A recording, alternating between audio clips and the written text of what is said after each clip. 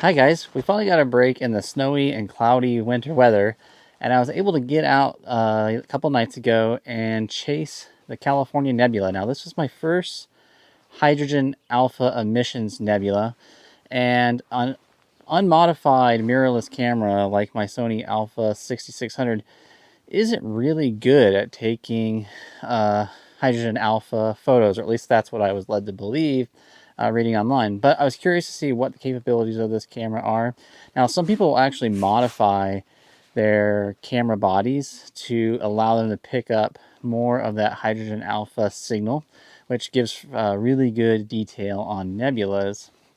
But because I use this camera for wildlife photography and vlogging and things, I just don't want to do that to this camera body.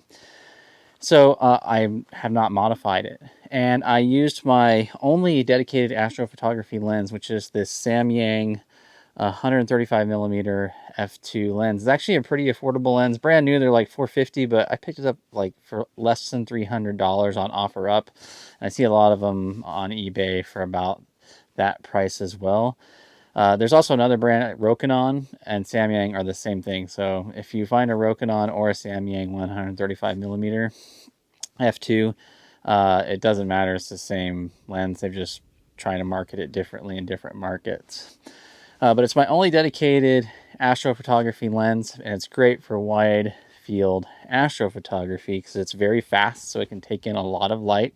Although they do recommend stepping it down. I stepped it down to f2.8 when I was pursuing this California Nebula, which is a really wide field target, really perfectly suited for this lens, but it's a very dim object too, relative to other things I've been chasing, like the Orion Nebula and the Andromeda Galaxy. So I just want to talk a little bit about the settings I use. I, of course, have this on my Ioptron Gem 28 equatorial mount. So I get, once I get polar alignment, it helps to track the motion of the stars across the sky. Now, I haven't stepped up to an auto-guided system yet with a guide scope, which will allow me to do 3 5-minute exposures. But, you know, if I do really good polar alignment, I should be able to get anywhere from 2 minutes to 30 seconds, depending on how well I'm polar aligned, using my equatorial mount alone to track the stars. So I've been practicing a lot with just really getting my polar alignment down and really taking my time on it. And I was able to get 90-second exposures without any star trailing.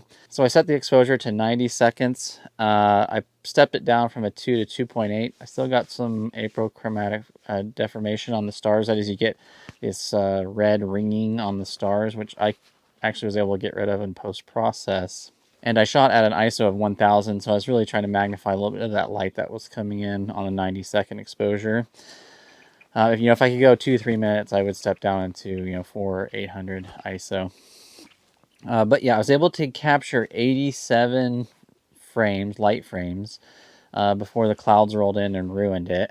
And it was very cold. It was -6, so that's really good because you tend to not get much noise on the camera sensor when it's really cold.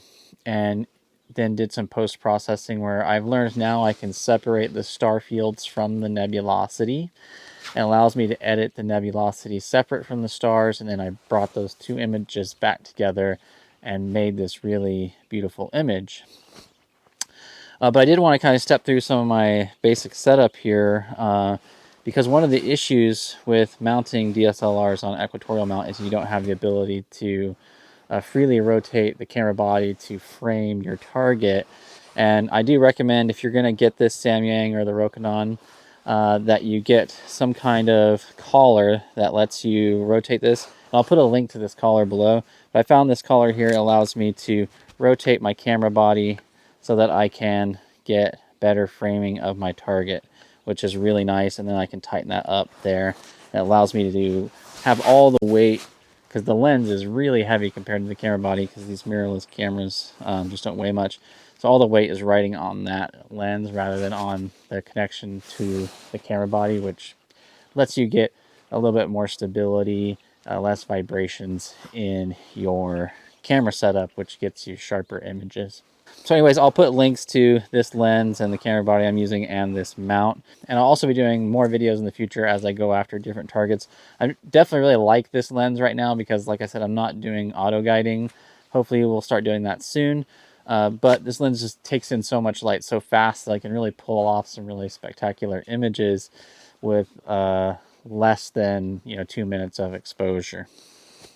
All right, if you have any questions, just let me know in the comment section below, and I'll see you out there in clear skies and dark skies. Bye.